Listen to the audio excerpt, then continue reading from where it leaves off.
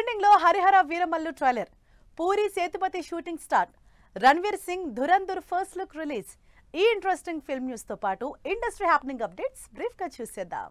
Pawan Kalyan Harihara Veeramallu cinema theatrical trailer YouTube లో number 1 place లో trending లో దూసుకుపోతోంది. పాన్ ఇండియా మూవీగా తెరకెక్కిన ఈ సినిమా జూలై 24న audience ముందుకొస్తోంది.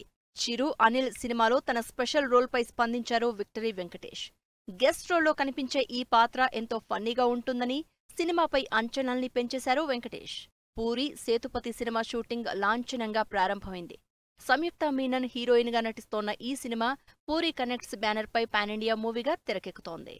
Ranveer Singh latest movie Dhurandhar first look ఆకట్టుకుంటుంది. యాక్షన్ ఎంటర్టైనర్ గా తెరకెక్కుతోన్న ఈ సినిమా డిసెంబర్ 5న విడుదల కానుంది.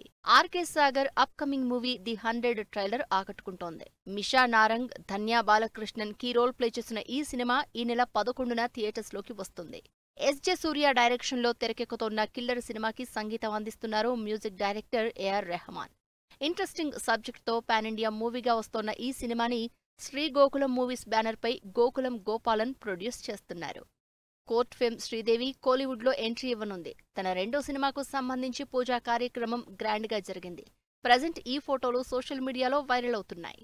కార్తిక్ రాజు, నోయల్, మిస్తి చక్రవర్తి హీరోయిన్స్ గా నటించిన సినిమా దీర్ఘాయుష్మాన్ భవ.